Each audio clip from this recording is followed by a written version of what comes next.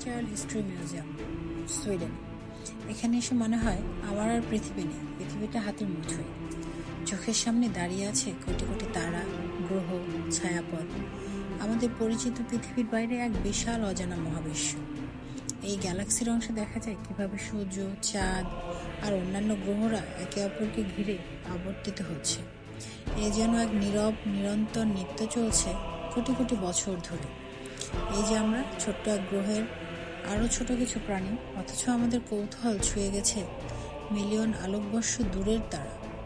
এখনো দাঁড়িয়ে একটাই অনুভব হয়, আমরা কত ছোট আর মহাবিশ্ব কত বিশাল। কিন্তু এই বিশালতার মাঝেও আমরা খুঁজি উত্তর, খুঁজি নিজের জায়গা। মহাকাশ শুধুই শূন্যতা নয়, এটা আমাদের ভবিষ্যতের দ্বার।